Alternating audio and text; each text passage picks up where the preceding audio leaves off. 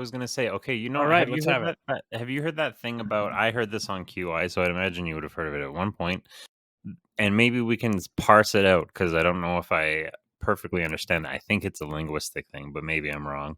The idea that the ancient Greeks, did not see the color blue because they didn't have the color blue, and therefore the way that they described the sky was as a bronze color. Have you heard that? I think I have. I somehow yeah, I guess they must not have had like a word for it, or just like it wasn't really a concept I dealt with. Right. And so the way that they describe it and the way that our brains interpret that piece of information is that it's similar, I think, to the whole idea of, do you know that the Indians didn't see the boats because they'd never seen one before? That whole dumb thing, which I think is pop psychology and is wrong or is interpreted wrong. You What? want to, Wait. People say that they didn't see boats because they've never. I mean, they saw objects on the water. Surely yeah, they there's weren't this. fucking invisible. These aren't Tyrannosaurus Rexes. Well, it's my understanding there's a pop psychology interpretation of that, which is because they had never seen a boat before, their brain had no reference, and therefore the boats were invisible. And I think that there's a portion of the population that interprets that information that way. So if I've never seen something before and have no conception of it, I'm just never going to have a conception of it because it's invisible. How Yeah, many things you. how many things that I've never conceived are That's surrounding why. me right the That's why fuck we now? can't see ghosts.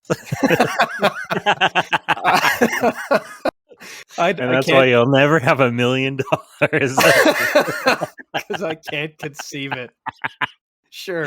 I mean, I think sometimes that's how my dad's brain works. If you can't conceive of something, that it doesn't exist. Oh, that is just like that's in the same vein as measuring people's skulls level of trying to just confirm your own biases about people. Phrenology. Yeah, because they already had the racist belief. So then they just like measured something that was an objective sort of principle, like the shape of your skull is pretty much fixed. That's the shape of your skull for your whole life. And since it's something that doesn't change, they can point to it and say this is why. Oh, that is kind of funny. Ah, you've got one of those conservative skulls. Well, that's what it is that they've got the ideology already, and then they point to something that's not really subject to change, and then they blame it on that thing, something that's Yeah, effectively permanent.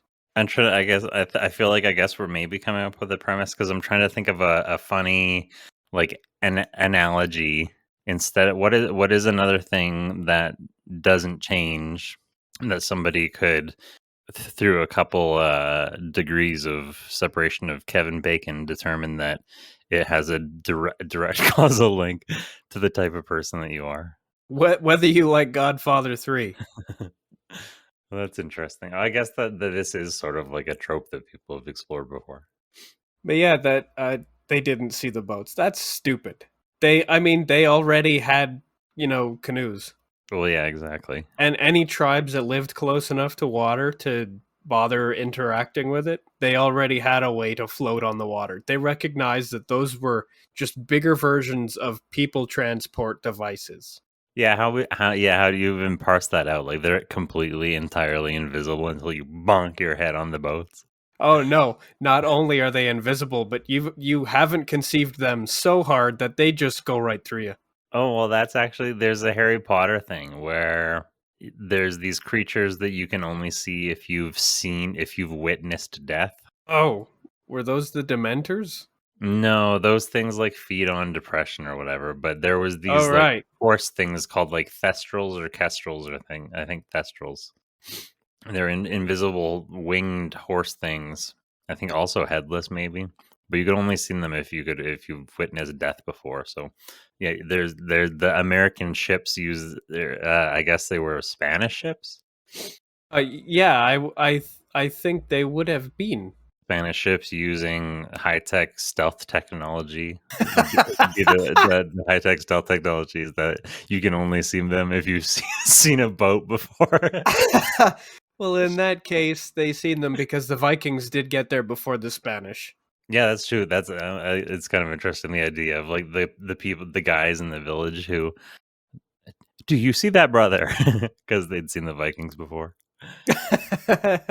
You see that the Vikings are back. These ones speak Spanish. I don't see it. I mean, that's like if you've never heard Spanish before, as if you suddenly can't hear them speaking. You extrapolate, yeah, and those people established the cult of people who were able to see boats, and then several generations down the line, there's a civil war based on the people who think that they deserve land based on their ancestors having seen boats in the past. I mean, what about the guy who's never seen a bird? I mean, there is that. But now all I can think about is like Spanish ships with like Star Trek Romulan cloaking technology, and they just make that cloaking noise as they get close to the shore. There's people who have never seen anything. I remember one of the deaf blind people that I worked with. I told her when I was going to Africa that I was hanging out with monkeys, and she this look on her face. I told her that the monkeys sleep in trees, and she flips out and she goes, "Well, where do they put their blankets?" I don't even know what to say about that. When you just have this complete made up, you're an adult with a completely made up perception of how the world works, and you want to know how the monkeys keep their blankets in the trees because you only just now realize that they sleep in trees. And I guess haven't yet realized that only humans sleep with blankets. Yeah. Humans and the lucky dogs that they spoil. Yeah, and even then, those dogs always wind up kicking them off. Yeah. But I guess somebody neglected to inform this person of some of these things. Maybe. Should we get into our episode for this week? Yeah. Do you feel sufficiently warmed up? I have notes. I have 3 pages of notes. Well, holy fuck. That's so much more than the notes that I have for this episode. Well, it's bullet points rather than like full fleshed out paragraphs.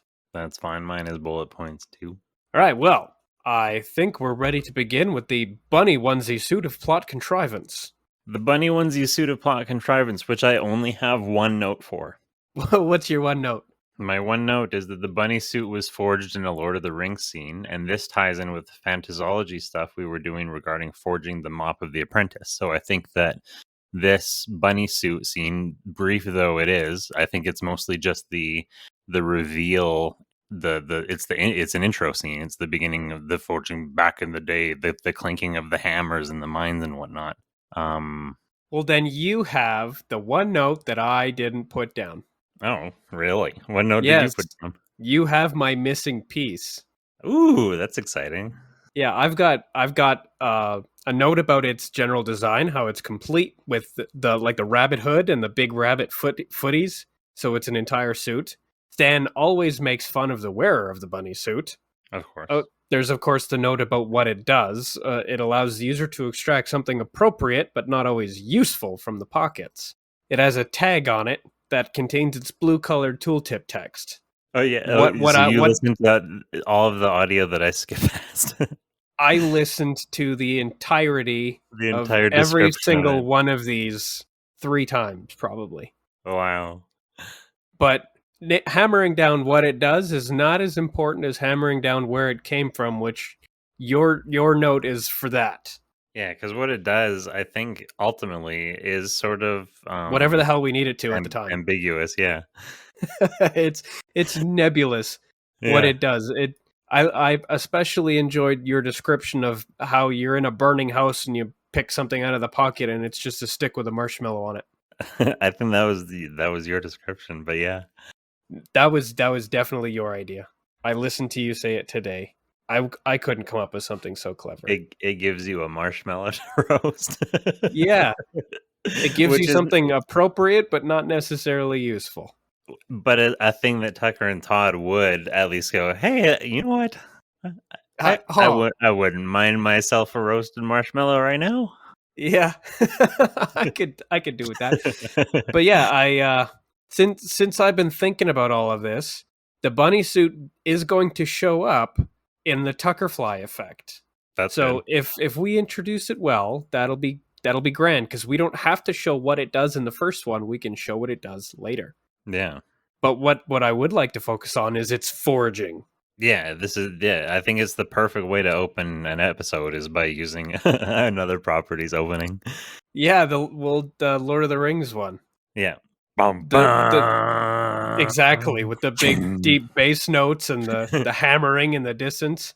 It's Yeah, it's almost it's almost like an Iron Man scene when he's forging his first suit. exactly. Yeah, it's very dramatic. Lots of extreme Dutch angles. Oh yeah, and really ridiculous, unnecessary dwarven engineering things. Yeah, a lot of camera staring down the throats of something yelling. Yeah, and gargantuan mechanized hammer devices to hammer a really tiny thing, like one of the suit's buttons. Yeah, I and okay. I got a mental image of an entire extended scene of pouring a mold, and then the giant hammer, and then a dwarf picks it out and inspects It's it, just and a then just button. it's just a button. That's really funny. And then the camera zooms out and you see that there's like a series of forges doing the exact same thing because it needs a bunch of buttons. That's very funny.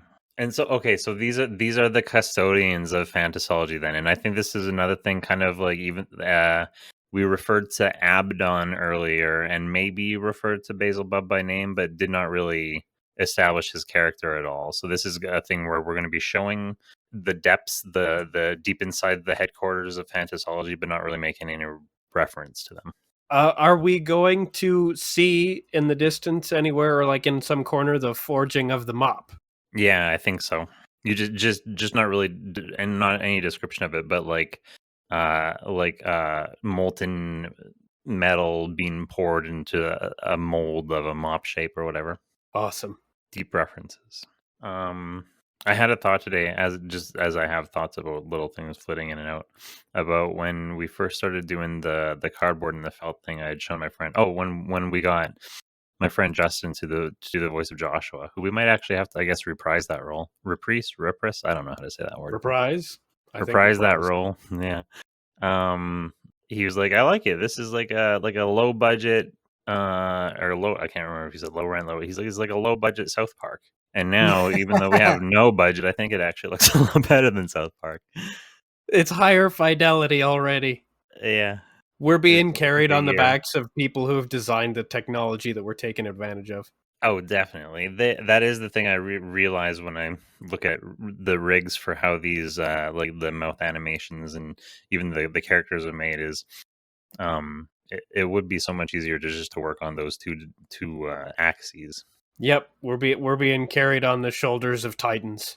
of their technology. Yep.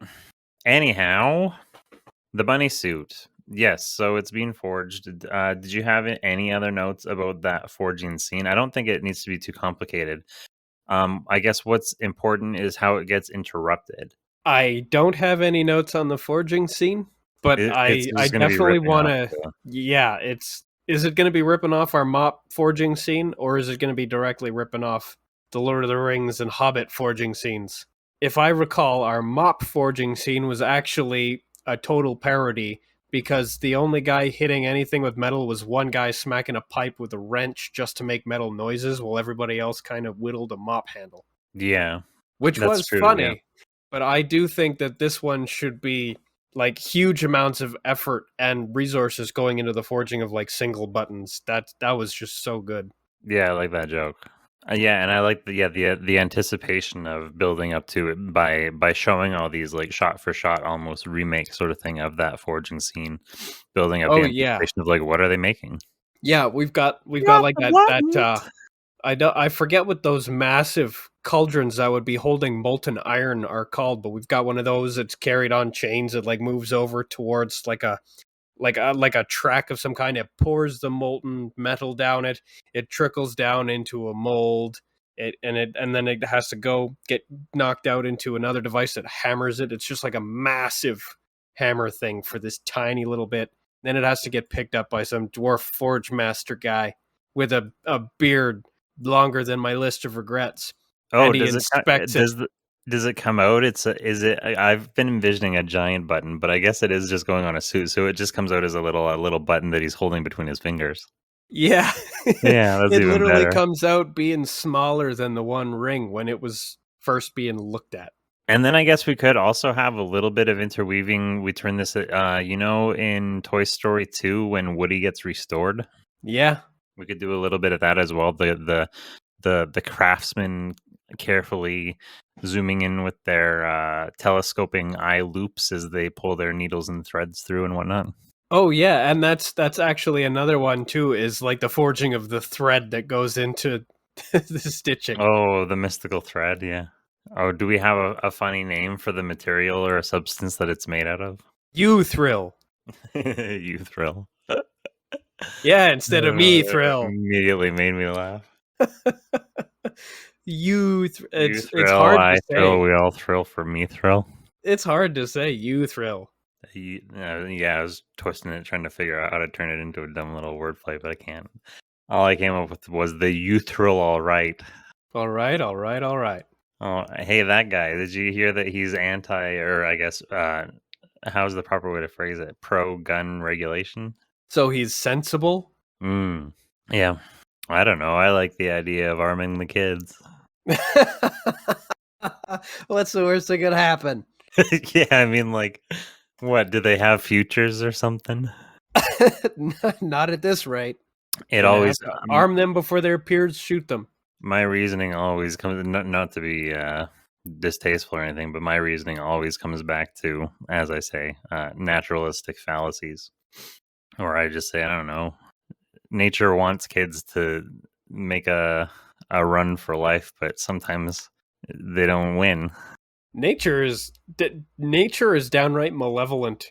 Yeah, I mean the rate. I wonder if there's a note. What is the rate of infanticide in Homo sapiens? I'm sure that number is going to be horrifying. Demographic consequences of infanticide in man. What a compelling paper. I don't know. They don't have official numbers on it like they do on gelatas and colobus monkeys. I'm trying to find good pictures of really, really over-designed and oversized forge setups for dwarves. But it's basically every scene in Erebor. Yeah, I was gonna say Iron Forge, the Great Forge and Iron Forge. That's my also a reference great for it. example. Like this is a city for people who are 4 feet tall, but the ceiling is 100 feet high, and there's molten lava everywhere. I'm trying to see. And yet everybody has beards that go down to the floor. In Lost Ark, they had a whole continent called Yorn, which was the continent of the Dwarven mining race, and the whole fucking the whole goddamn thing. He's been like 30 hours in Dwarven mine theme. You think it's just a city, and then just keeps going and going and going. Dwarves, man. So yes, the bunny suit is being forged in ages past by the dwarves. We get to see it get fashioned like by thread and by the button. Yeah, this place looks a lot like that. Every single part of it is kind of being manufactured simultaneously so that it can all be assembled together by the highest craft master in the entire forge. And I guess every shot of the suit itself as it's being assembled in this way, we never really see it's zoomed in so close that you never get really any details of what exactly it is until the final reveal. Yeah, that'll be when it zooms out and you see that it's a pink bunny suit, and none of the buttons look like they're made out of forged metal or anything. Oh, I have figured out how we do the transition though. So I think in that forging of the ring scene, it's narrated by Kate Blanchett, right? Yes. So we have somebody, maybe straight woman, I'm thinking. We have whoever's doing the serious Marge? Yeah. Oh, as the is that your new favorite thing? Yeah. That's actually really funny though. Oh yeah, having Marge do it would be so funny. Let me look up this monologue. It's a legend, don't you know? It began with the forging of the great rings. There were given to the three were given to the elves, immortal, wisest, and fairest of all beings. Now all we have to do is write a monologue about the forging of the buttons. Yeah, it's gonna be that. And then it gets interrupted, and then smash cut to the room in which I don't know if it's Jay standing there doing that voice still, or it's her dressed up as a Galadriel type character. Oh, I think having her do it as a Galadriel type character would be great. That's an opportunity to dress her up. And why are we playing?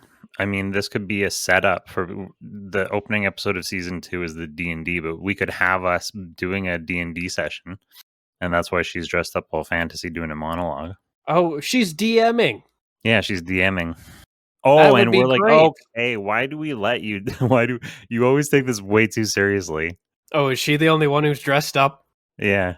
She's got her fake elf ears on and everything. she is doing it too seriously, and we're just like, this is supposed to be beer and pretzels tabletop. Not really. We're not trying this hard. We thought you were gonna play it straight. That's how you get hit across the head with the DM manual. Do you want a DM or not? Yeah, exactly. Which is funny that we have this whole scenario where we sit down every week and basically do no rules D&D. I like how we've come up with the D&D podcast where we have no rules. We follow and then we can't be bothered to do the DMing ourselves. We have to have somebody else do it. I do like that big clang. I don't know what you'd even call that. Yeah, I want to call that like a giant sort of compression hammer thing. Yeah, that squishes it on both sides. But like huge, over-designed hammers like that do the finishing touches on the buttons. Entire teams of dwarves hammering away at these things before they go in the compression hammer. Yeah. And then it's just a button, and there's 11 more. Because in that age, they didn't have zippers, so everything was buttons. Point to ponder and consider as we move forward. When we go into the outside in season 4, we have interactions multiple times with gnomes. And in my mind, those gnomes are kind of still a sort of a placeholder for what they actually are. I don't know if they're actually gnomes. Oh. Right now, they're gnomes. And I'm wondering if maybe whatever those creatures are in the outside who have been there for a long time and maybe are even like natives of the outside, I don't know, maybe somehow related to one of our ancient orders. Maybe they are the same thing as what is used as the minions in Fantasology. Oh, you mean the gnomes are actually the goblins, basically? Because Fantasology was using what were basically Harry Potter's house elves, little goblin guys. Right. Okay, yeah. But I was also thinking that maybe they're the dwarves. Which one? The ones who've been forging all these things. Like, instead of gnomes, it's dwarves? Maybe these are all just different words for the same race of small, crafty people. Who keep making all of these cool things. All 3 of these things are the same thing? Yeah. Yeah, I'm kind of liking that. I wonder if they're sort of like our Oompa Loompa. They are our catch-all lorem ipsum species. Yeah. Interesting. And since they're so old-fashioned and do everything really slow, but like crafted to a really high degree, we'll just have to slightly redesign their telephone system so that everything is made out of bronze. It's like super high quality, but also it's really slow. Yeah, everything is all mind punk. Yeah, lots of gears, and like the message is actually transported via molten steel. Deviant art, mind punk. Is mind punk a thing? If not, it's forge punk. Oh, forge punk. I don't know if that's a thing. If mind punk isn't a thing, maybe it's forge punk. I mean, I guess Steam is not that far off either of these things. Yes, all we have to do is shovel more coal. I'm not seeing it, but I feel like I have heard of coal punk.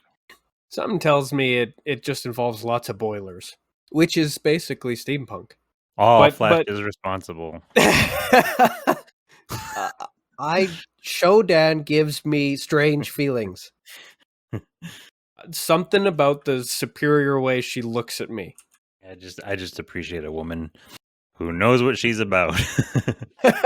Who knows what she's about and absolutely wants to kill me. Yeah, Something knows about what that is just...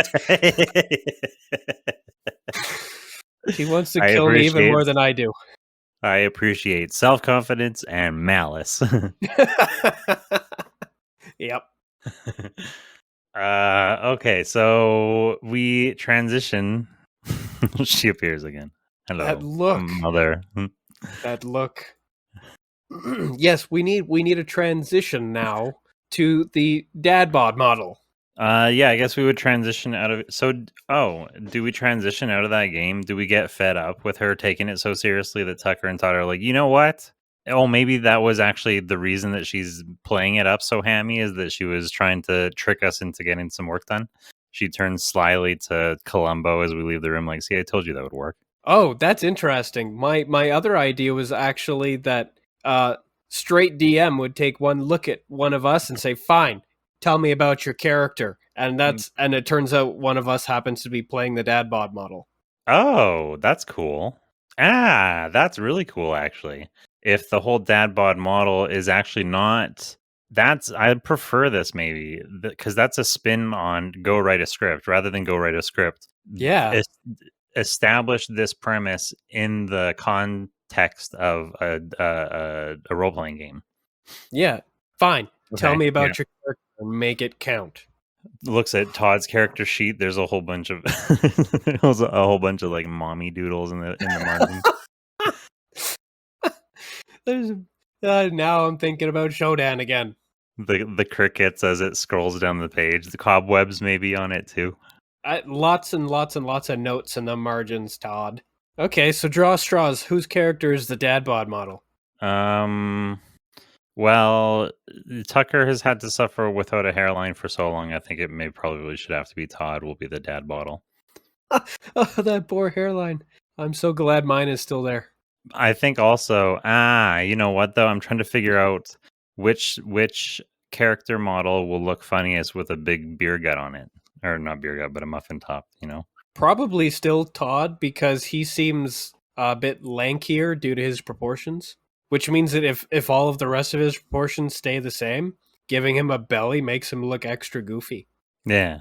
Tucker, on the other hand, is a little bit more compact, so he'll just look slightly wider, or it'll be less of an effect. He'll look like a Christmas ornament. Yeah, he'll actually kind of look like a gnome. Yeah. Those are the doodles that I draw in the margin. One guy trumpeting another guy's ass. Yeah. It's like a Terry Gilliam cartoon. Do. That guy does not look happy. That is the face of outrage. And that is a potato with legs. Excuse me. That's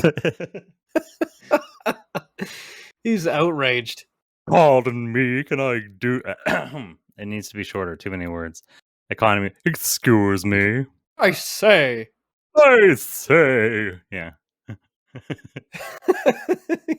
What is wrong with your doodles?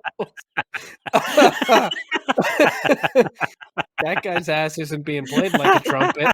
His ass is playing a trumpet. I think that's a scene from Jackass, actually. That is I think that is a mermaid whose ass is playing a trumpet. Oh, I guess it's a merman. And then there's like a weird monkey archer man. Too much fun on the internet. Oh yeah. That's not good for anybody. Bro,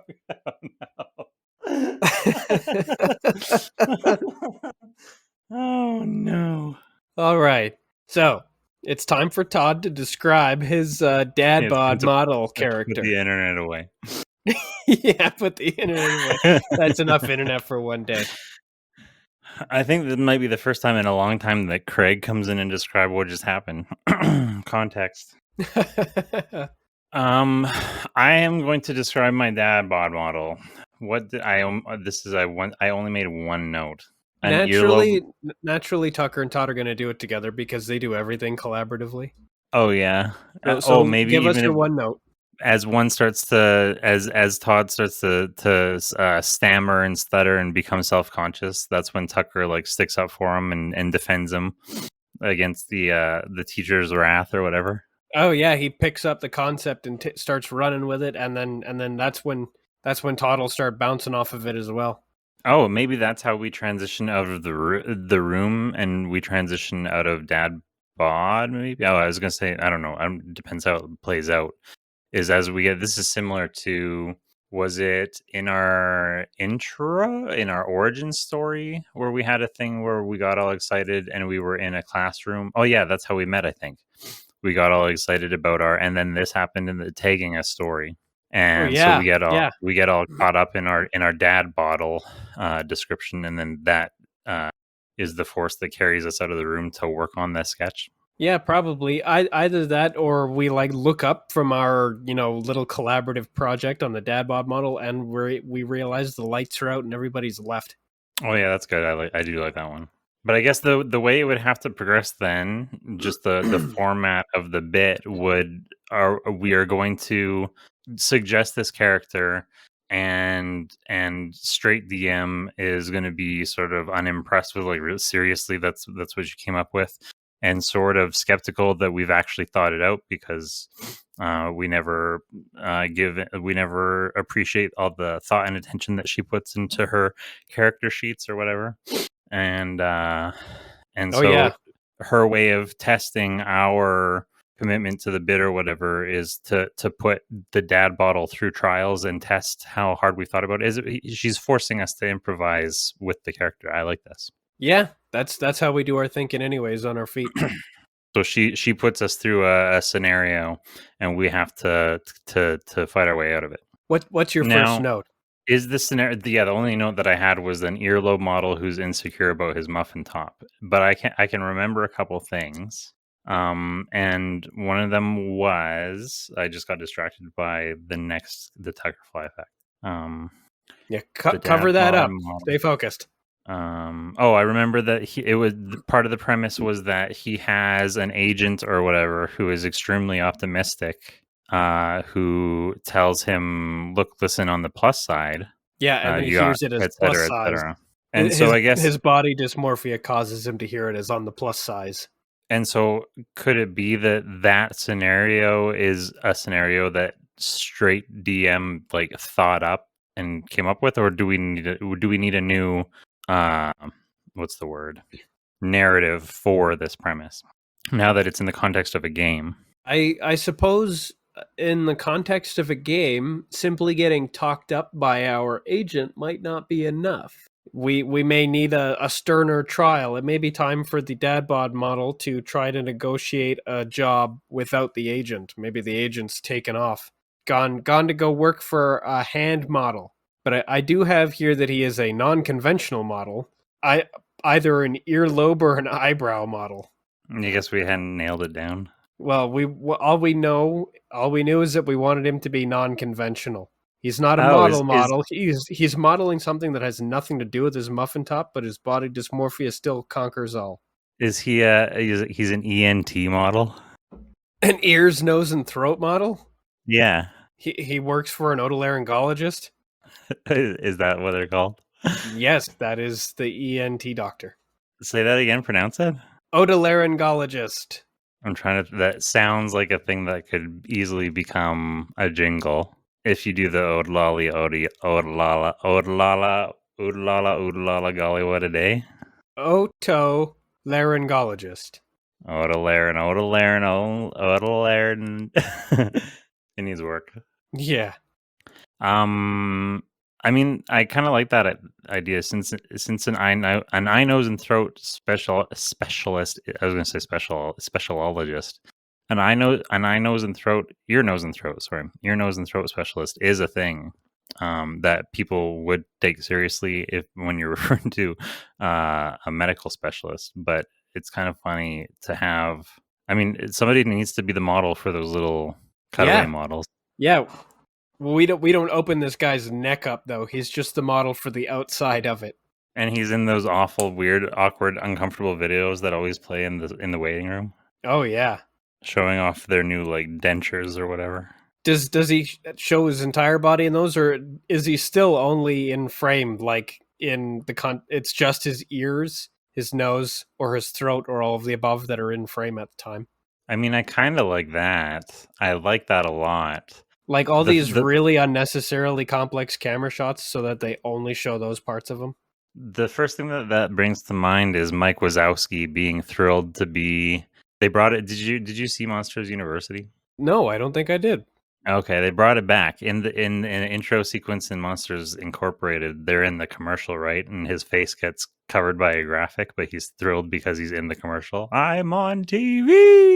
Yeah. The graphic is perfectly round and it just disappears him.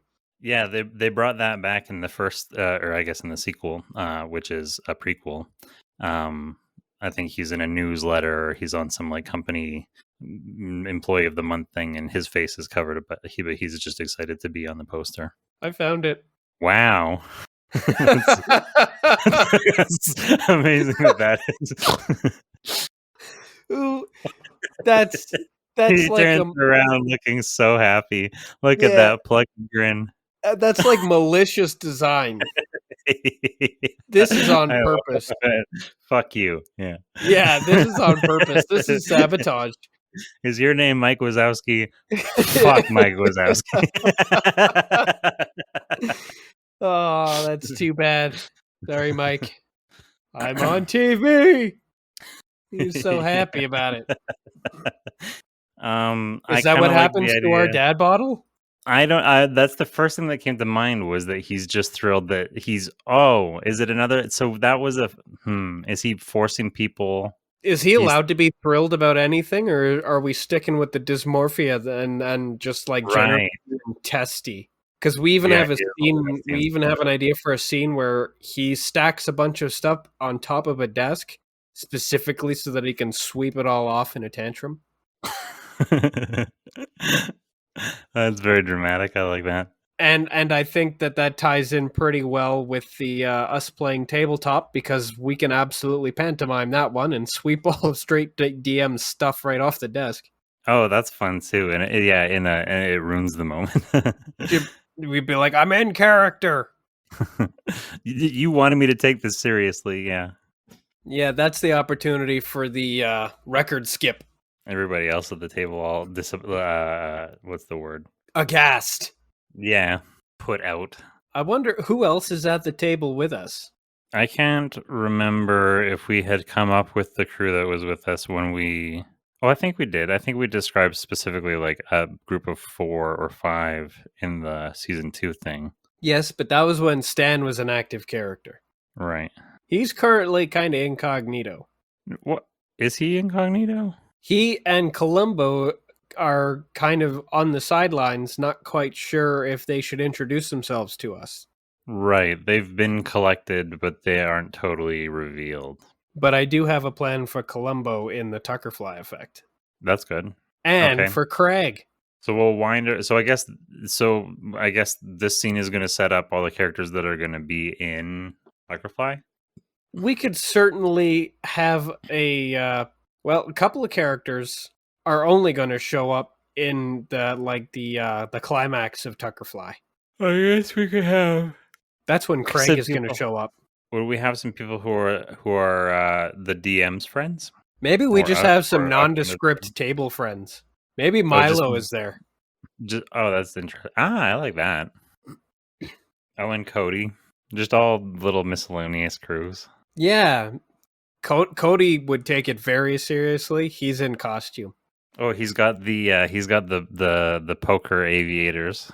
Yeah, which is really funny because like in D&D terms, he's already an ooze. He's already like a one of the goo monsters, but he's playing something else. So instead of a person playing a goo monster, he's a goo monster playing a person.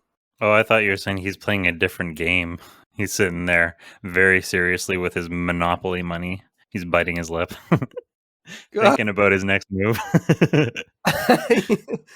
That's actually quite funny if he thinks he's playing a different game. Wait, weren't we playing Monopoly when we met him? Didn't that come up? I think we were watching Groundhog Day when we met him. He was the guardian of the movie. Caddyshack. Was it Caddyshack? Yeah, he's the guardian of Caddyshack. Right. It was only was Caddyshack the 2 that was a globally devastating human catastrophe. right. The other one was the pinnacle of human achievement or something. Yeah. Crazy how it goes so high and so low like that. Yeah. Oh, and also Ken Jeong in blackface is there. Oh. In I guess we would call that dark elf face. Yeah, Drow elf face or whatever. Yeah, he's in drow face. Yeah, he goes. There- Sorry, this was cool. Yeah, sorry, this was cool in 2006. Is that Yeah. 2006? 2012? When the hell? 2011?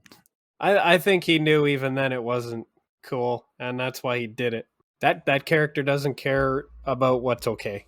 Apparently Netflix has pulled that episode. Ah. Aww. even though they weren't portraying it as a good thing to do. It is. It's pretty unsettling, is it not, to look at? I remember being shocked when I saw it. I think we've talked about it before. I think it was one of our first conversations doing this podcast. Yes, and we definitely had a character in the D&D episode who did it. Well, I guess that's what it's unavoidable now. This is a trope of D&D in movies now. Yeah, and I'm pretty sure it was Stan. Because, Oh, that's interesting. Could he pull it off? Is he's got a black bear face? yeah, Stan doesn't care about these things. He's a bear. What? I'm a black bear. Instead of pink. That's funny. Yeah. So we describe our dad bod model to straight DM. He's insecure. Like we go into his backstory. He's a model. He's an ear, nose, and throat model. He works often in the medical industry. He's got a long career, but he's getting older and he's developed a muffin top. Now he's self-conscious about his body, even though his muffin top has never appeared in any of his modeling. Oh, do we actually start going like very passionately into these like very specific details? Okay, guys, but how is that going to save you against the Witch of the Woods or whatever bad guy she's come up with? The best man. And that's about the time when we start talking about how his dysmorphia has made him react with irrational anger in situations like that, which gives him strength, and that's when we start sweeping stuff off the table. Yeah, he's unflappable. Once again, I'm not sure if I'm using that word right. Unflappable. Having or showing calmness. Okay. Something tells me he's very flappable. Yes. He is would be not a very calm helpful. guy. He has a tantrum instead. He activates the barbarian rage effect. Oh, that's interesting. So I guess maybe should we actually do a little bit of at least a little bit of a D&D scenario of like the challenge has been presented, and so here's how the dad bottle would respond. We roll the die to do a, I'm trying to think of a word, not integrity or like like to roll a check, but some sort of models related check. A will save to maintain composure. Yeah. But I think what would happen is straight DM is going to start describing the scenario for us once, begrudgingly moving on after asking us for a character description. And I think we should just interrupt her by saying, I activate rage, and then immediately sweep stuff off the table, including the Witch of the Woods. Oh, standing on the edge of the table, pointing down at the witch, saying, "Take that, witch." Yeah, and then we roll damage, I guess. Everybody at the table is shocked, though, and the game is basically over now. Or we're yelling at the straight DM, "Roll damage." She's just kind of staring agape. Yeah, everybody has the same look on their faces. It's just shock. Somebody pissed in the pool. That's exactly what it is. This is a pool piss. A pool piss, a party poop. Yeah, this is a party poop. So that means we've created a sort of, we've set the precedent for a D&D episode once again, which this will technically be the first because this is our first season version of the D&D episode. This now sets precedent. We do that. Straight DM, she's our DM. She is our Galadriel DM. She wears so many hats, including a fedora in her straight detective. Ooh. I like, we establish a thing where when she's in her holodeck, she has like a hat rack, like an old fashioned hat rack. Oh, And interesting. when she puts on a hat, the frame, the final frame of the hat landing on the head, it creates the setting and the aesthetic of where and what she's going to be doing for the scene. Oh, so she puts on a hat and that basically activates the program. Yeah. I like it. Those are her Mr. Rogers dioramas.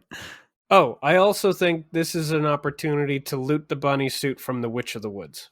Oh, good idea. We had made a reference to somehow playing a game in which we acquired the suit and then somehow taking it out of the game. Right, because straight DM as her Galadriel character was describing an item in the game that she was DMing. That's what we were listening to. Yeah, the forging of the cool. item, and then we. Oh, I love this so much. Okay, then the forging mindset that we're looking at is actually is all being done as this is the tabletop scene. These are sets on top of the table with all of the lava and whatnot splashing around. Not lava, but And that means that we've gotten all the way there without really writing a character. And now that we're there, she challenges us to write one. Yeah, She's you've like, made it all this way. You won't go any further until you fill in your character sheet. You hummed and hawed all the way to Mount Doom. Yeah, it was basically the only stats that I had were my attack bonus and my hit points. What was that? What's that called? They call that like an Iron Man challenge or whatever. Oh, Iron Man is when you it's more common in in video games where you've got like constant access to things like in-game trading with other players or auction houses or, merchants. Iron Man is basically you only use what you find yourself. Oh, okay. What's the name for? Is it just like a no stat, no armor, no stat runs? I guess if you just do no equipment, you're just playing hard mode. You're playing naked. Okay, I guess that's a one way to say it. That's when straight DM is sort of derisive and critical of the fact that we haven't been taking it seriously and haven't really been playing the game. Well, that's when we look up and say, "Whoa, we're playing hard mode." But yeah, for the most part, we like our characters don't even have filled in names. Yeah, all like they've got some equipment. We haven't tried really hard to upgrade it or anything. So we've got basically just our starting stuff and maybe a couple other things we found that we're like, oh, I guess I'll use that. But you there's no written names. Yeah, there's there's no flavor information. So that's all the characters are is their stats. They basically aren't characters at all. They're just like manifestations of the dice. Yeah. That means we are basically playing D&D without any of the role playing at all. Which even for a beer and pretzels night would be a bit of a faux pas. We're distracted by the basketball game. Well, it's ladies basketball. the slow motion Todd distracted by the thundering thighs section. It's because she's really tall. The Chariots of Fire music plays as everything goes in slow motion. That's when everybody gets to clear their throats. Todd, it's your turn, Todd. But yeah, we get challenged into just like making up at least one character out of there. That's the dad bod model. He's on a crusade to lose his muffin top. But we basically we ransack the game. Yes, but we do loot the Witch of the Woods or like whatever boss we're fighting, we loot him and we get the bunny suit. Yeah. And somehow we extract it from the game in order to have it for real. This should probably be disturbing and strange to everybody at the table. Sorry, what's disturbing and strange? The fact that we managed to literally loot the Witch of the Woods instead of just doing it in our imaginations. Yeah. Because we killed a plastic figurine and somehow took a pink bunny suit that straight DM just made up off of the figurine. Does taking the suit off of the figurine turn the figurine into a dead body that now just remains crumpled in the background for the rest of the sketch or for the rest of the episode? Interesting, because we are going elsewhere. Yeah, we're going to Atlantis. Then maybe it's a callback at the end. Oh yeah, we are going to Atlantis. This is an exciting sketch. Yeah, we're going to not Atlantis. But we do need to loot the bunny suit, and then we do need to think about a way to transition into somebody noticing that little boys and girls are wearing the wrong colors. Well, does it start with, because one of the few notes that I have about that is that Columbo has been monitoring these changes. The first note I have is reversing gender associated hues multiple times throughout history has ripple effects on reality. I have in parentheses it says storms. I guess we had talked about there was some sort of the effects, the ripple effects that are being caused by these merging timelines is creating these instability storms, which sounds very similar to outside events. Yes. What we have is somebody has rearranged the currently established blue and pink assignment for boys and girls as infants. It's understood that this paradigm has shifted multiple times, and it's shifting again, but it's not supposed to. This is when Columbo has the opportunity to declare that something is wrong. This isn't how it's supposed to be. And it causes one storm in particular. That's the one that's circulating around not Atlantis. Well, I was going to say, because our bunny suit is pink, could that be some sort of prompt? Somebody makes a comment about it being very so this masculine? is our fault. The bunny suit caused it. I think that's actually a really good idea, though, as somebody says, that's a manly color. Yeah, That's a very good color for a little boy, somebody says, looking at Tucker. And then Columbo's ears kind of perk up saying, wait, what? He looks at his watch. It's too early. It's too soon. Oh, I think it'd be kind of funny if Columbo's like just been sitting out of frame the entire game, but he's got pointy ears on, and they actually do twitch. Has he been out of frame, or was he playing the game he was dressed up with his little Spock ears? I think he's out of frame. Okay. Because this is how we introduce him. That's who the fuck are you? But Columbo's just off on the side with like wiggling pointy ears. Yeah, because I'm imagining he's like reading. Yeah, like that. I'm imagining he's reading a paper. Yeah, he's got a newspaper, and then the newspaper comes down. Yes, he's got pointy ears. He's not playing, but he's playing along. Yeah, because at the very least, straight woman knows him.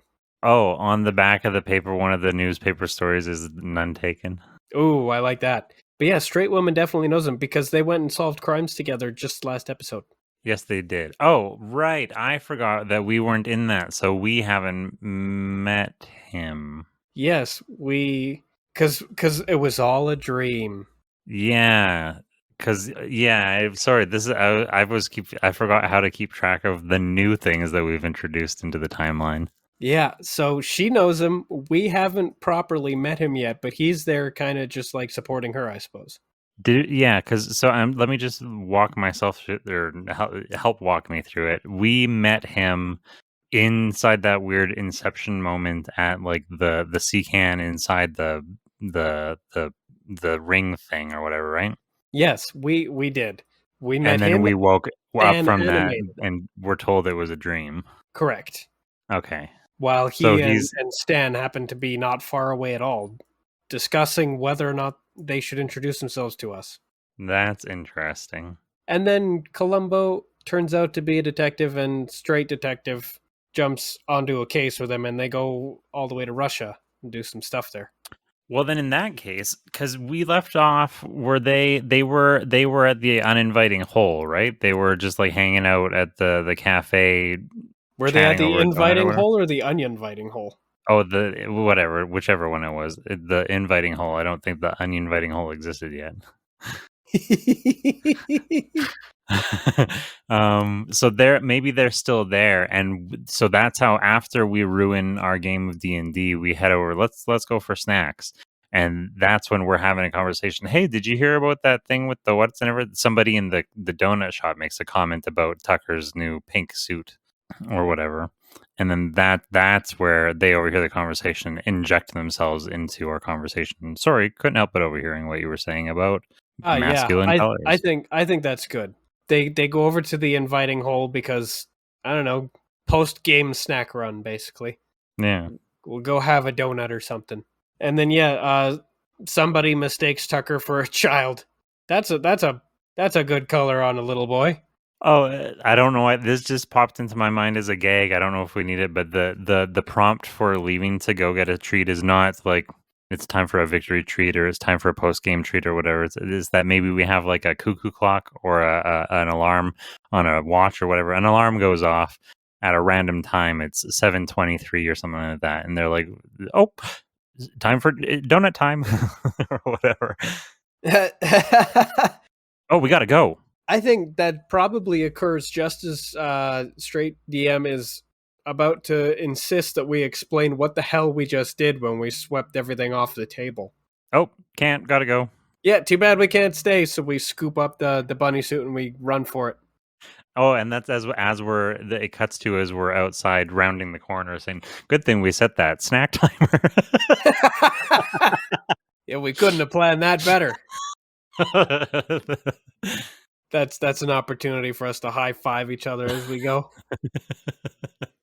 And then as we're walking, there's a brief scene of Tucker like awkwardly getting dressed into the pink bunny suit as they're walking. Do I have to wear this thing? Yeah, we won it fair and square. Spoils to the victor go the spoils. I wish you would stop calling me Victor. And then I guess you can rub my head and mess up my bunny ears. One of them is always a little bit droopy. And then we wander into the inviting hole. I get talked down to by a server who says that pink is a great color for a little boy. And then that's when Columbo decides to tip his paper down and get involved. I couldn't help but notice. Yes, because his time-defying awareness allows him to perceive changes that other people can't because time. Yeah, literally the next note that I have, Columbo has been monitoring these changes, reaching a fever pitch. Convergence of timelines will cause a collapse. We go to the perpetual monsoon created by butterfly flaps. So should we introduce the butterfly thing? I remember actually have having a jar with a butterfly in it. I have a small plan for that. Okay. First things first, this is when Columbo gets to sit us down a little bit and give us a shitty exposition dump about how timelines work, which we are going to absolutely, like, I don't care about any of that.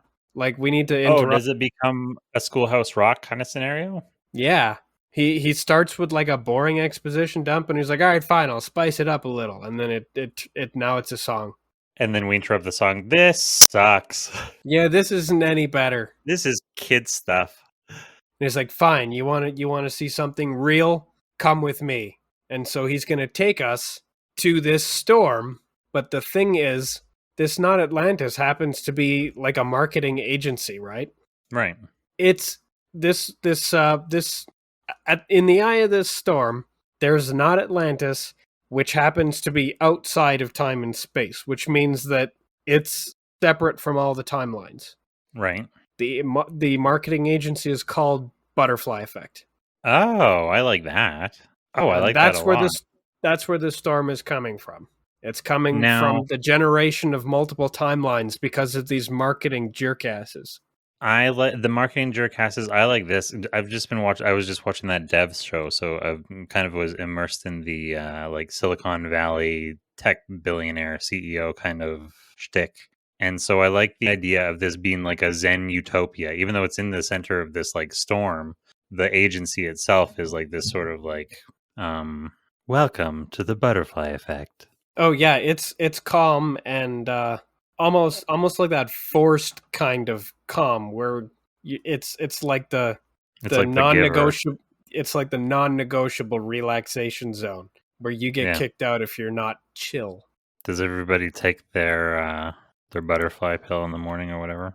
I think it's just a bunch of kind of. They're under the effect of the butterfly effect. They're under the effect of something because it's a big marketing agency, and Columbo takes us right into the eye of this storm to go to this Not Atlantis, to the butterfly effect facility. One of the first things that we see in there is a whole bunch of binary color assignments that are getting worked on by like focus testing groups. Yeah. A bunch of One gags of of like which, color associations with groups of people. yeah, one of which was a bunch of cops looking at a black square and a white square and giving the black square a bad grade. Yeah. A couple of them, they're doing like the fist in the palm gesture. Yeah, and just like shaking their billy sticks at it. Yeah. But the various color assignments are only one of the things, but they're the primary focus of this because we see the room where Is there a bunch of they've changed around the pink and blue.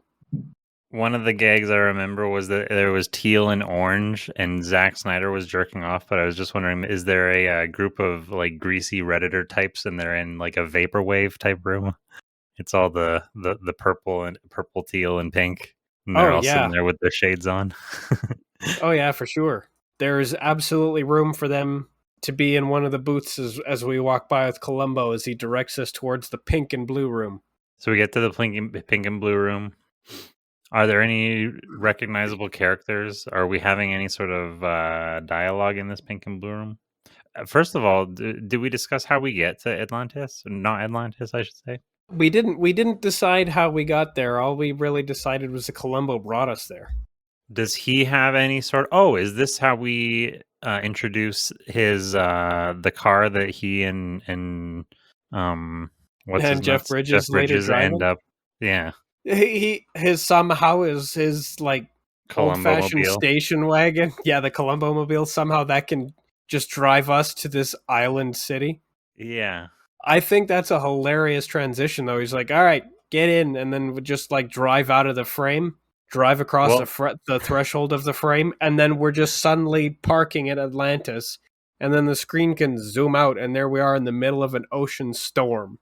I mean, we even the way, because I'm trying to imagine various things. I can create water simulations, but they're so memory intensive. So for the most part, the water that I'm going to create is just like a polygonal mesh of random triangles that are like made to look like a water material. So it'll be a hard material that they could drive a car out over. The ocean is just a surface that they can drive over. It's a little bit bumpy.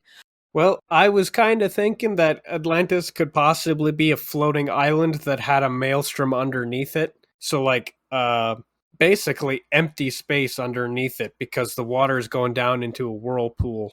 Right. We're going to go to that. We're going out there. Well, that's why it's kind of funny if suddenly first we're out in the street, we get into the car, and then we just drive across the threshold of the frame as if it's a comic book strip, and then we just immediately are we're at the place. Yeah, we're just like parked right outside the building, and nobody says anything, and the camera zooms out to reveal that it's a floating island that's just like right above this massive whirlpool maelstrom with a swirling storm overhead. So we Like could do no boat could have got there, no flying device could have got there, no car there is no way to have gotten there, but we just kind of casually drove in. Oh, so there's a reference of, if it was, you sit on the shore of whatever the name of the town is this week, and you can see the island from there, and they do a, how are we going to get there? And Columbo says, well, like this, and they do your drive where the frame is, you say, and that's when the camera pulls out and you can see the shore that they were on way off in the distance again, and they do a shrug. But if it's just no sense of reference, they could be in fucking Fiji. I guess that doesn't make more sense. There's no telling where it is, especially because the butterfly effect itself is Right. outside of time. That's why they're screwing up the timeline in the first place, is because they're implementing changes that are changing things and creating like divergent timelines, and they're starting to Right. collapse in on each other. Oh yeah, can you even maybe see some of the timelines like streaming out from the storm? Yeah, I was actually thinking that we would see them sort of like in kind of literally like a stream flying up into the storm above, and they're just kind of like growing closer to each other. They're Yeah, isn't it okay if they come together? Doesn't that fix them? No, they're actually going to smash into each other and destroy each other. because I Oh, think that sounds bad.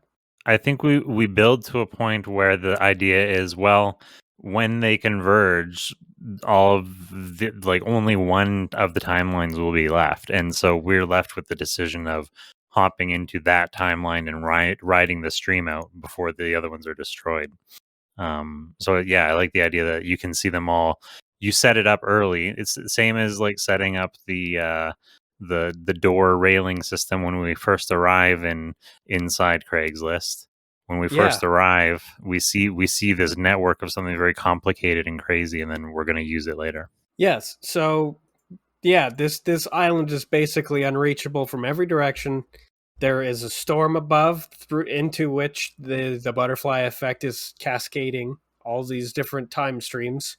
We probably get to see an instance of somebody changing one of the color swatches in one of their test focus group rooms, and then we see like a fresh stream come out.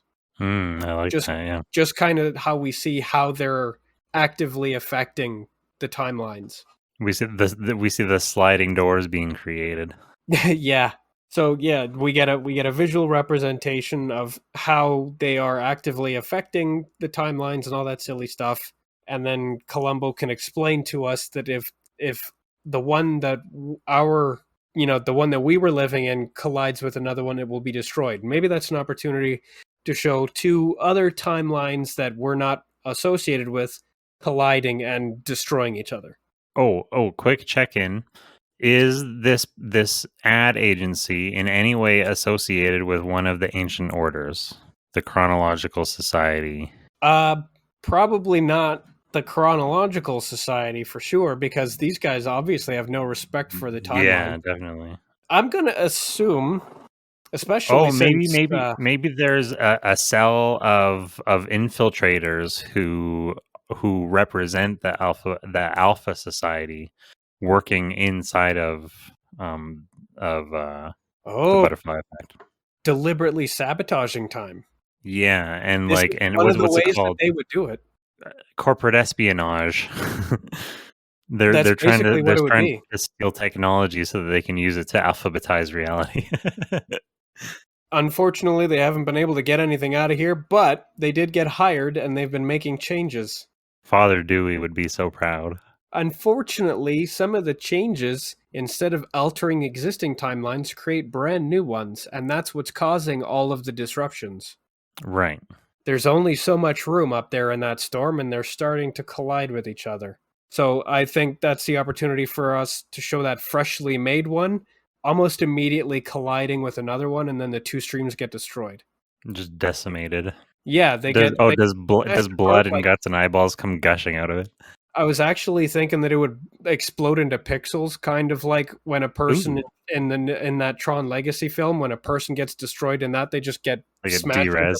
They get smashed into bits. Yeah.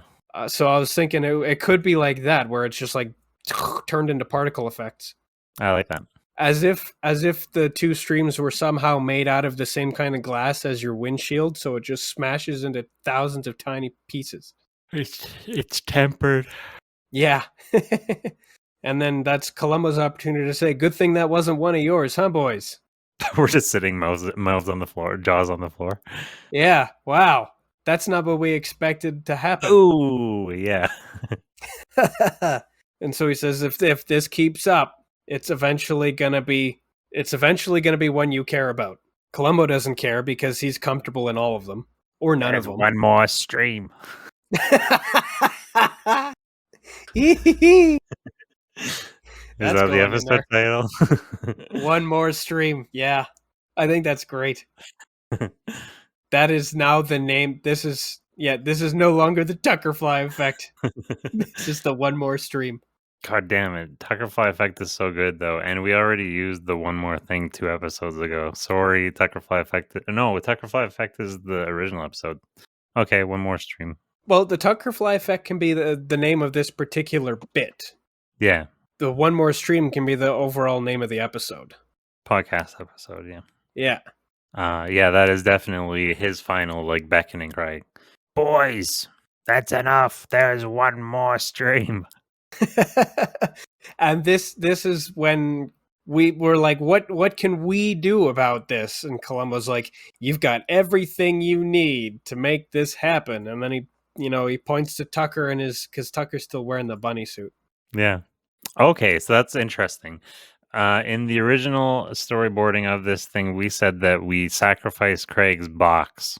Craig no Yes. longer is a box. He's a typewriter, and I don't think we have him with us right now. No, we don't have Craig yet, which is why this is, instead of him being sacrificed, this is how we make him. Oh, interesting. Because what's going to happen is we're going to pull out a box that says inner tube on it out of one of the pockets because we're like, fine, we're gonna ride the stream. We're gonna somehow ride the stream on an inner tube. So we pull out a box. Columbo's like, that I guess that's a start. And then we pull out this deflated inner tube. We don't have any way to like blow it up fast enough. We're like, that too much effort. So we throw that away and we take the box. Oh, I like. Do we build some tension for a couple minutes of trying to blow up the thing? We don't have time. cracks are like breaking in reality.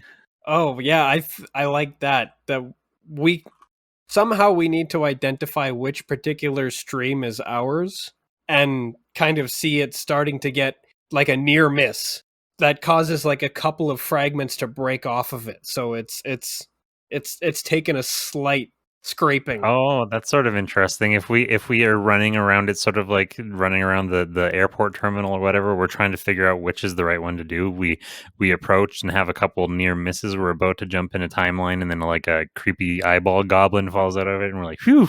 That's not ours. If that is ours, I don't want to go to that one. If that came from ours, then I think it's okay to let it be destroyed. Oh, speaking of which, I found a couple new textures in inside Blender. One of which, like procedural textures that you can apply to anything. One of which is what are they called? I forgot the name of them already. What are those things that grow? Oh, barnacles. It's just a full barnacle texture, so we can have a barnacle beast. Oh, spooky. Intestine beast, everything. Anyways. Yes, so we successfully identify which stream is ours. And we need to get to it on time. Yes, because we see that it's crossing the path of another stream, and they have a near miss. They almost collide. They get close enough to scrape something off the surface of our timeline, so we get a couple of sprinkles of stuff, which like, we can use that to explain any bits we decide not to remaster. Welding sparks. Yeah, bits come off, and we're like, ugh. Yeah. We're running out of time. That they're getting closer, and I suppose the amount of time we spend trying to insist that we can't blow up the inner tube could have been spent blowing up the inner tube. Fuck it, we throw it and hop in the box. Yeah, we hop in the box and we try to use the box to ride the stream, but we get ejected from the box, and like There's like a spot where the streams are converging that the box comes in contact with, and it warps the box. Oh. Now it has a USB port. Cool. Yeah, it's been warped into like a weird computery box because it's come into contact with two different timelines. So it's been merged. It's two objects merged. Do we notice that happen and we like look at each other and shrug? Yes, we definitely notice that happen. It's now a weird computer box, so Craig is going to get his old body at least for a little while. It's an upgrade from a typewriter. He can talk now. Yeah, I still kind of want to put him in the typewriter as a timeout because I'm pretty sure you made him a typewriter body somewhere. Yeah. So we still want to use the asset, but this is how we get him into a box. So yes, the box came into contact with a point where the time streams are kind of converging, which caused the box to fuse with another object, which turns out to be a computer. So he's now a computer box. It's got a USB port. The box gets like flown. It basically gets spit back out at us. We now have a computer cardboard box with a USB port on it, and Columbo encourages us to try the pockets again. The pockets of the bunny? Yeah, because guess what you pull out this time? The Pokeball. Oh, excellent. We're like, Hey, this remember fucking this? thing, I can't have this for I breakfast. was gonna say, what's the breakfast line? This fucking thing. Is it this fucking thing, or is Todd? Because who was the first? Who Todd was the one that? Who? What was the order of operations of that scene? Todd was the optimist. He's like, hey, we're not empty-handed. We still have this. Okay, so is it funnier if the line is this fucking thing, both of them frustrated, or Todd pulls it out like, hey, and Tucker goes, we don't have time for breakfast. We don't have time for breakfast. This fucking thing.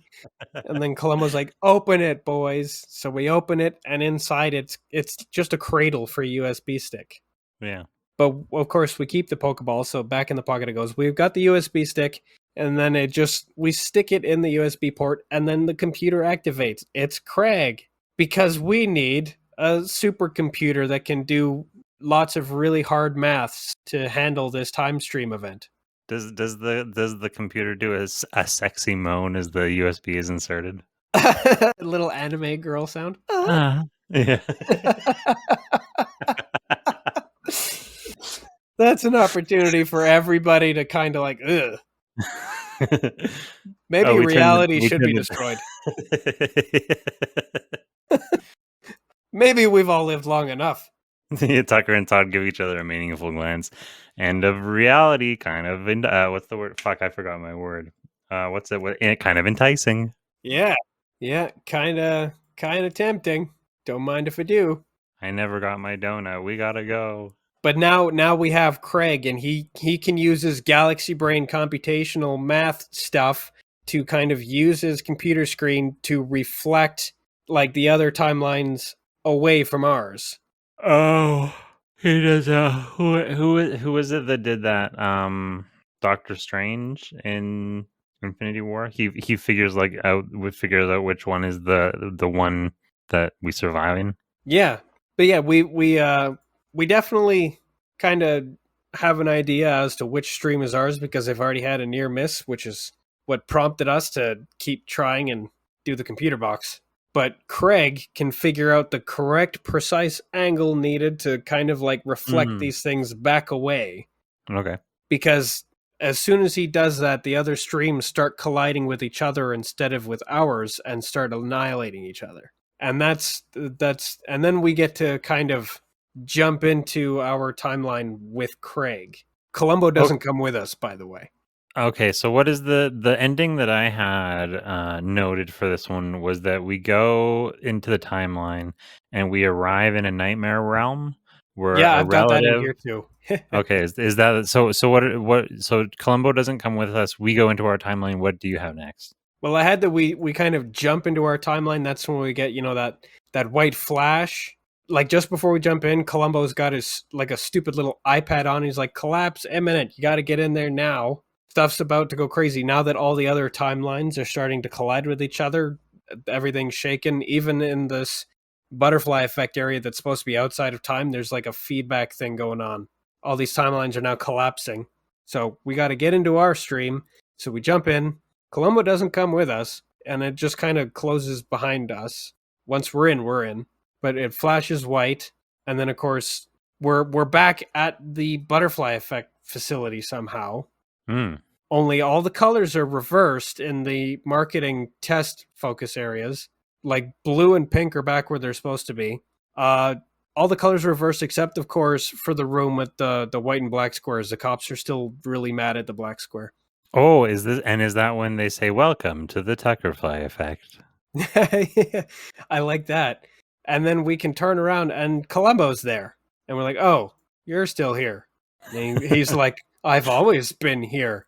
And then that's the opportunity for the camera to zoom out. And it turns out that now we're surrounded by an ocean of black goo that's full of eyeballs. We're now in an eldritch horror nightmare realm. It's the ad agency in their dimension. I get it. That's cool. Yeah, it's almost like we're seeing things now for how they really were. So does it also reveal that all of the employees there are like? So I imagined that at the butterfly effect, everybody's wearing like white smock, kind of very sterile equilibrium kind of Yeah. garb. Very, so very sterile. Yeah. And so in this reality, it's all the same clothes, but everybody's like a weird black upside down thing. Yeah. It probably looks like it came right out of Silent Hill. Yeah, Everybody's clothes are like stained too. I'm gonna start using that AI generator aggregator thing to come up with designs to then turn into 3D models, which can be goopy monsters. Awesome. But that's probably an opportunity for us to just be like, scary. The screen, the camera zooms out. There we are in the middle of like nightmare dimension, and it probably fades to black. And then we kind of decided that everything would be fine. Like everything would just be fine after that. We would begin again like nothing ever happened. So I think black. Yeah, it fades to black, and I think that's an opportunity to fade back in with Tucker being like, and that's how I blah blah blah. And that's how I wound up getting a temp job at this marketing agency. And it turns out he's talking to somebody at the inviting hole. He's at the onion inviting hole? Either the inviting hole or the onion inviting hole, but he's telling a yarn about, and that's how I got a temp, and that's how I spent a summer working as a temp at a marketing agency. Who's he telling? Is that a gag? It probably should be a gag. Let's decide who he's talking to. Is it somebody from? Oh, is it one of the cops? Oh, Is it somebody from, or would it have to be somebody who wouldn't know? Oh, maybe he's in that bar and he's talking to Nancy, the heroin shooting bartender. Like She's not listening. She's just nodding. She's high. Yeah.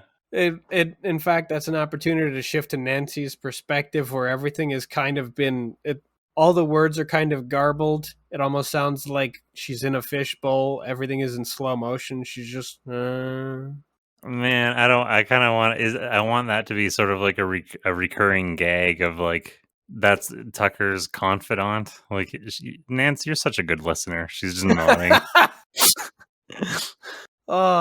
That's who Tucker goes to whine to. I had a fight with Todd today. He talking to Nancy. She was like, "Oh, here comes Tucker. I better shoot some extra heroin." Well, I can't remember. I was watching a show recently where somebody goes and talks to when he needs somebody to talk to. He goes and talks to one of those guys who puts on like makeup and plays a statue. Oh yeah, as somebody who will just listen and can't say anything back. Yeah, can't say anything, can't leave. This is your fate. This is what you signed up for. In some episodes someday it cuts to Todd like complaining about a fight with Tucker to like a coma victim. Is victim the right word? A coma patient. A coma patient. Yeah, bar's closed today. He's volunteering at the home where the buffaloes roam. He's telling Jerry Seinfeld that he's complaining about his fight with Tucker. Yeah, the bar's closed today, so you're the only person I have to talk to, Jerry. Yeah. What's the deal?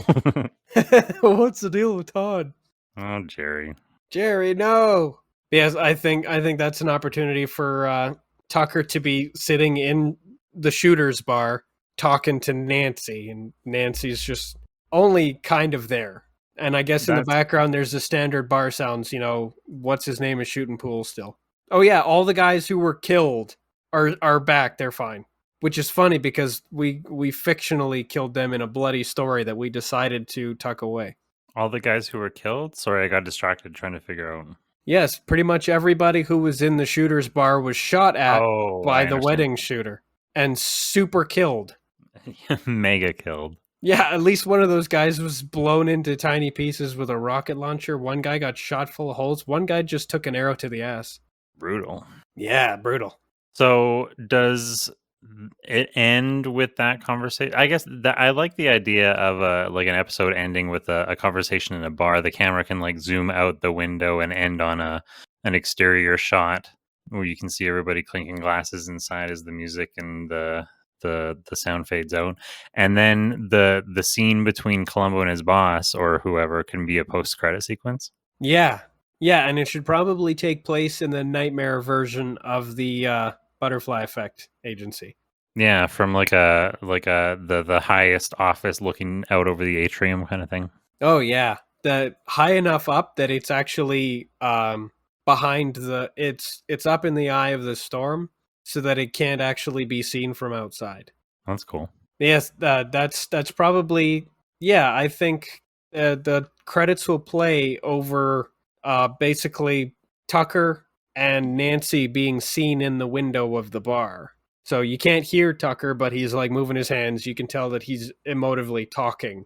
Yeah, And yeah, I like that. Nancy is kind of like, she's resting on the bar. She's got an elbow on the bar. She's got her cheek in the palm of her hand. She's just, you see her occasionally nod and really slow blink while Tucker is still talking as the credits roll. And I guess you can see like the sun finish setting, and now it's dark. I'm imagining all sorts of gags for Nancy now. Yeah, Nancy's just like, oh God, I chose the wrong habit. I should have killed myself instead. A scene where she's at the tap and she's holding a pint glass in one hand and she's nodding and she's holding the tap back with the other hand, and people are she's just stuck static in that position, and people are grabbing and placing glasses in her holding hand, yeah. Other people are moving the glasses around for her. She's just stationary. Yeah, she's just stationary, and people place glasses in her hand. Well, she's the dispensing machine. And so the credits are rolling over that. There's the Nancy gags. Tucker's still there. She's kind of barely present. We've got our guys sitting at the table or playing pool. And then the credits finish. The scene fades to black again, and then fades in on Columbo talking with his boss at the marketing agency. Oh, interesting. I'm not sure. While the credits are rolling, as a transition between the straight DM Galadriel narrator voice comes back on as the she says, but there was a something in the something. And then that's when it cuts to the Columbo in his office scene. Is Columbo in his office, or is he getting called into somebody else's office? He's getting called into somebody else. Well, that's what I'm not actually sure. The note that I have is that the timelines collapsing was actually a long-standing plan that Columbo's boss had to destroy our timeline, and Columbo ruined it. Is that so what we're going with? I do like that. Is this Columbo's boss necessarily, or because I always imagine Columbo kind of being like an independent operator, but that doesn't mean he can't get in trouble. Well, because I imagine him in this scenario as like a James Bond, and so he's sort of he's a maverick operator, but he is part of an organization. I don't know. Like he's because he is kind of in exile from the outside, and this is definitely like that is another thing. This is definitely some kind of, because we've already kind of decided that this is definitely like an outside outpost that's not in the outside. So is this not a boss, but somebody? This used to be a boss of the organization that he's now exiled from? Either that, or it's almost like if you get called in to talk to a mafia don, even if you're not in the mafia, you're still in trouble. Right. Like, he doesn't have to have hierarchical authority over you. He can just assume authority over you. He just needs an audience with you. Yeah, he can assume authority over you on the threat of being able to do whatever the hell he wants. Okay. And so Columbo disrupted this entity's plans. So Columbo gets called into this guy's office. Yeah, he's being put on notice. You thought you were exiled before. Now you're double exiled. That's not even a thing. You're stuck in this timeline that I wanted to destroy now. That's not even a thing. That's not even a one more thing. Oh, yeah, and this is the bad guy says, now get the fuck out of here. Oh, and one more thing. That's my thing. Yeah, and he banishes Columbo to the time stream that Columbo saved. Okay. I like that. Okay, that's given we're creating a backstory for why Columbo. Yeah, That's interesting. why he's always around us? Just as one thing. Yeah, One more thing. he's Yes, tethered to us. now he is tethered specifically to our timeline. Okay. Since it's so important to you that you'll screw up my plans for it, I better not catch you outside of it. That's your territory now. Ah, it's sort of a Better Call Saul. What's the Salamanca? What's the they have to their collaboration thing? They're dividing up territory. Yeah. But yeah, this is definitely like an outside cartel thing going on. Yeah, I like that. They play around with reality and change around time streams. And now Columbo has screwed up a plan, so that's his punishment. He's now, I better not catch you outside of that timeline. Of course, Columbo is still a maverick and he'll dabble, but he's going to keep a lid on it so he doesn't get caught. This marketing agency boss might not be his boss, but he is big enough to probably crush Columbo like a bug. Yeah, he's gonna keep busy with what's I'm trying to think of excuse me. Damn it. A comparison. A situation where it's like, okay, I'm gonna lean into playing this character. He's kind of like a sleeper cell kind of thing. But that's not a sleeper cell. That's not the right word.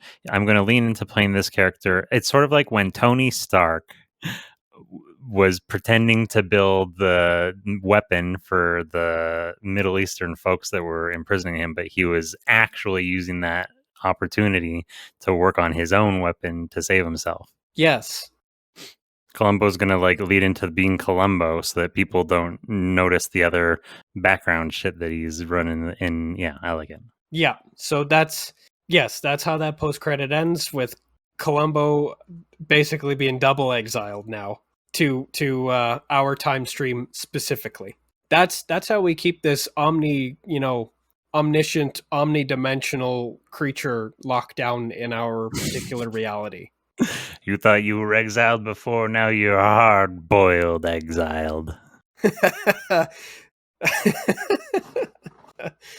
So yeah, that makes a lot of sense. That's why this thing that could basically go anywhere at any time is actually stuck with us. Yeah, okay, I like it. Some context that we never had before. Yeah, he's not just exiled, now he's basically imprisoned. Like, instead of being exiled to Siberia, he's at a gulag in Siberia. Our timeline that's his cell. Yeah. Well done, everybody. Well done, everybody. But I guess, do we make some sort of nod to now he'll have time to focus on the Enlimitment project or the Mom project or something like that? Yes, I suppose that is his opportunity to take over the mom identity. Well enough. One mom thing. That's pretty good. How many times can we make that? Oh, what did I hear recently? That it was a cartoon show. It was either The Simpsons or South Park that had a overused joke pile early on in their show. Can't remember what it was, but it reminded me of our dead joke pile. Still need to pick that up. Yeah, I don't know how it could work now. Oh, that's interesting. I could have just like a landfill of discarded. Yeah, it was like a little bucket or a bin that had discarded jokes in it, but it was sitting at a landfill. Yeah. Eventually, we'll discard enough jokes that the entire landfill will be eclipsed by the joke pile. Taken over. Yeah. Do we have any more notes for our storyboard? Nope. That is the end of my notes. We actually went above and beyond what I had. Excellent. And once again, we have crafted a way cooler, awesomer version of what I like this workflow that we've come up with. The revision process. And it'll go forward for the writing of new projects too. Yeah. I like the selecting bits and then forcibly streaming them together into one episode. Yeah, I'm curious to see how that will end up working with the larger chunks that we crafted before. Are we going to try to come up with like a small chunk, a middle chunk, and then the whole episode from going forward? We'll see, I guess. Lots of them are basically a series of set pieces, but it's all one narrative rather than... Yeah. So it's like all bits, but it's within the bigger thing. Yeah, I guess so. Yeah, we already have it formatted. Yeah, but like some of the longer episodes that were one continuous narrative, they were still like us traveling from bit A to bit B to bit C. Yeah. But it was just a bit more of a continuous thing rather than scenes that needed transitioning between. But now everything is nestled in a nice little burrito of context from the past and the future. We have shit that is leading up to where we are, and we should have shit that we're working towards. So everything is filling in the gaps nicely. It's like our deep learning AI is finally has enough repetitions. Yes, we are basically forging everything like the dwarves do. Yeah. So now it all fits. Now it all fits. And that is how we make an episode of the Tucker and Toddcast. That is how the sausage is made. That's the inside sausage. Again. Well, thanks everybody. Yeah, thanks everyone for hanging out. You have been a marvelous audience. And you've been a marvelous Todd. You've been a marvelous Tucker. Oh, thanks. You're welcome. I notice. But now it might be time for you to go. It's time for you to say goodnight. Good night. Good night, everyone. Yay!